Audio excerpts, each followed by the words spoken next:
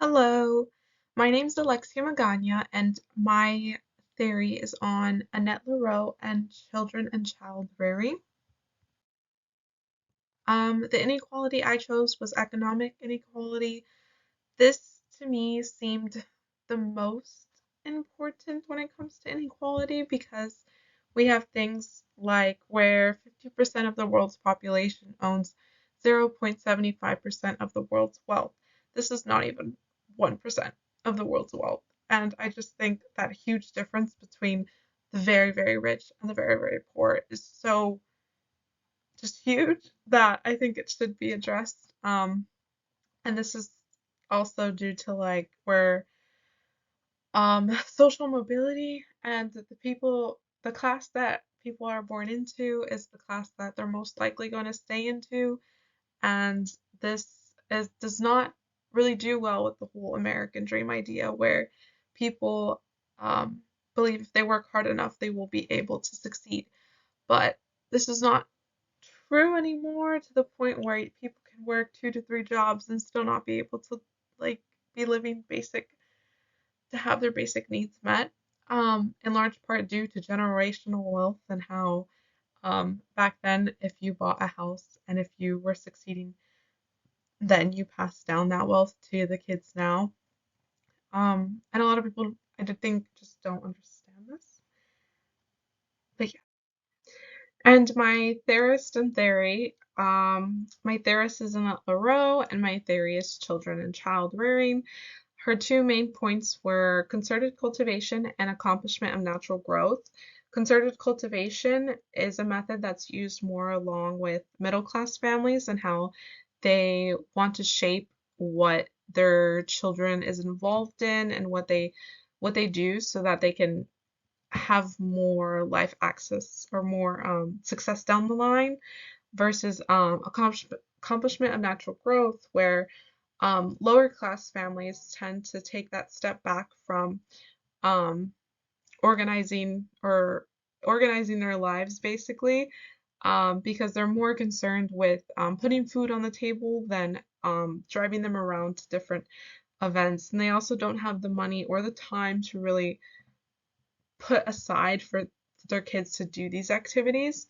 Um, Three of the main points that she got across was organization of daily life, which is basically where middle class families they have their kids do more extracurriculars. They keep them busy because they know this will look better for resumes down the line, or it will develop skills that they're going to need to succeed in the future. While lower class families they have their kids at home. um, Mostly the kids will stay busy with maybe friends down the street or their family, and this is just different compared to middle class families, where middle class families they don't have their kids around as much because they're out doing activities maybe with other adults and other children their age.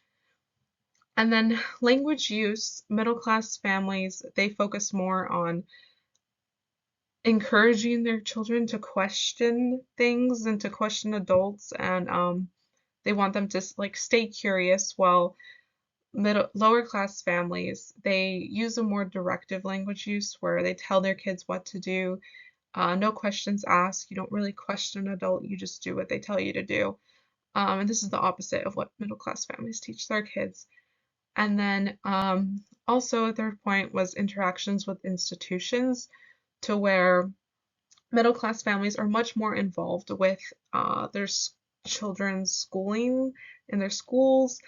They want to know exactly what the teacher's teaching them, and they will ask the teacher questions whenever they're confused on something, and they'll help their kids with homework, while lower class families are less involved with that because they view the teacher as being the one that's in control of the, the kids' education.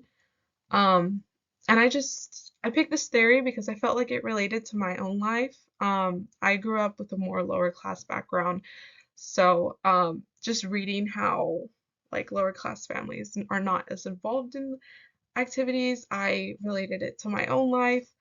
Um, I especially seen this in high school when at the time I was very jealous because I would see so many kids They were in sports, they were in clubs, they were doing ASB, they were all these like extracurricular activities, and I knew that that was going to be so beneficial for them, like when it comes to college applications, but I couldn't do the same as them because I didn't have the resources. My parents were always working. I wouldn't have someone driving me around all the time.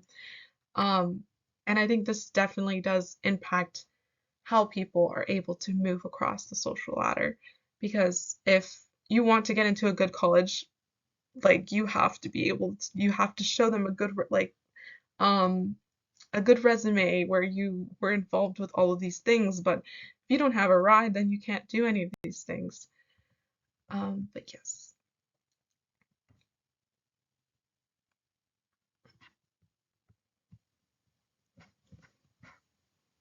How do I And some things I felt like she did well on. She addresses social capital and how what social class one is born into, they learn different behaviors and skills that maybe other social classes don't know about. One thing that I found interesting was that lower class families, they were nicer to their family, like to their siblings, because they actually spent more time with them compared to middle class families where they're spending more time with kids their own age. And then another thing that middle class families learn, so their children, they learn that the importance of shaking people's hands and looking them in the eye, and this skill goes down with them towards adulthood when they're doing interviews. But lower class families might not learn the same thing. They might learn that shaking people's hands and looking them in the eye is kind of an intimidating thing, so it's something you avoid, which I found very interesting because it's two different worlds. And it also shows child development, how kids learn um, from their environment. So if kids are more involved in extracurricular activities, they're more comfortable with adults, and this is how they are more comfortable to ask questions and know when they need help. And lower class families, if their kid is not seeing people outside of their circle, outside of their family circle, and being introduced to like these new people, then maybe they're just not as comfortable around new people. Um, Something I think that could have been better, it doesn't really address children's own autonomy. It's basically like a cookie cutter where like, oh, all lower class families are like this and all middle class families are like this. But I definitely do think that there's those, it doesn't really talk about those outliers that maybe some lower class families also do know the importance of having their kids in extracurricular activities, and they want their kids to succeed just as much. I'm sure every kid or every parent wants their children to succeed, but they don't address these outliers. And my source was by Sharon Wheeler and Ken Green, the helping, the fixtures, the kits, the here, the gum shields, the food, the snacks, the waiting, the rain, the car rides, social class parenting, and children's organized activities. So this was a study done in the UK following middle class families and basically what a day in the life looks like for them. It talked about how extracurriculars are considered good parenting for them and that they feel very pressured to have their kids in these extracurricular activities because that's what everyone in their circle is also doing. They understand that having their kids involved in these activities is going to benefit them later on in the future. So they do it even though it's very expensive, it takes a lot of their time. There was even some parents talking about having some marital issues because they don't even have time for their partners. Um, but yeah, parents are doing this to benefit their kids in the long run. Middle class families are. And some things I found challenging. Doing the literature review and presentation at the same time was pretty challenging. I am a procrastinator, so that wasn't very good. And finding sources that would also work with my assignment 3, I found very challenging because I wanted something that was going to like flow through all 3 assignments. So, yeah.